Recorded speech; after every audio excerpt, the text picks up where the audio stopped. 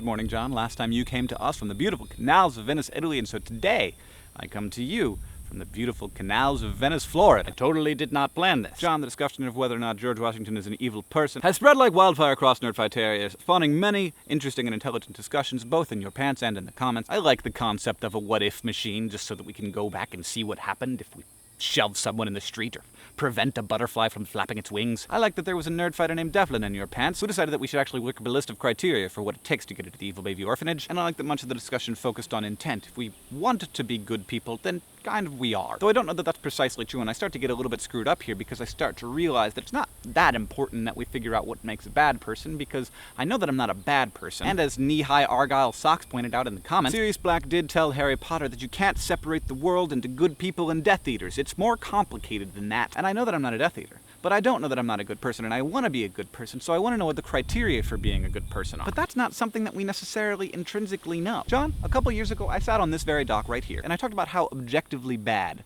the practice of eating meat is. And that's still true. The production of meat still accounts for about the same amount of greenhouse gases as the transportation sector. Yes, that includes driving. And if we took all of the edible food that we feed to livestock in this country, and instead of feeding it to livestock, gave it to people, no one in the world would be hungry. And yet, I still eat meat. I know that it's bad, but I keep doing it because I like it. I recently read in Good Magazine, I don't know if you know what Good Magazine is, but it's a magazine. I recently read that they're challenging their readers to not eat meat for the month of June. And so I think I'm going to try to do that.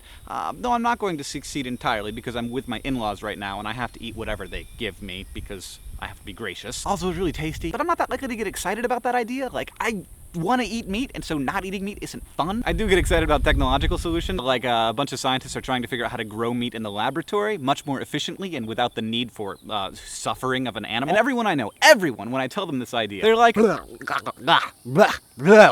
I'm like, for real? You think that there's something grosser than the way we currently produce food? Because no, there's nothing grosser than the way we currently produce food. Also, I find this hilarious. The United States just revamped the food pyramid into a plate in which half of the plate is vegetables and fruits, which is fantastic. And then the other half of the plate is protein and grains. I think that the protein is hilarious because there's tons of protein in vegetables and tons of protein in grains. So what is up with that? Why is there a protein section at all? That would be because this whole thing is being designed by the United States Department of Agriculture, not the Department of Health. And the agriculture industry of America, surprise, surprise, thrives on meat eating. So yeah, it's a little bit disturbing that the United States Department of Agriculture is controlling the largest part of our health equation, obesity being the #1 health problem in America right now. So nerd fighters, if you can find it in your heart, go a little bit vegetarian this month. See how it takes you. Maybe you can just be a lunchitarian, maybe just eat meat on the weekends. Try it out, knowing that denying yourself this one indulgence actually is going to make you a little bit better of a person, which will decrease your chances of someone coming back in time and robbing you from your cradle as a baby and sending you to an evil baby orphanage. There's links in the description with more information on all of this stuff. John, I'll see you on Monday.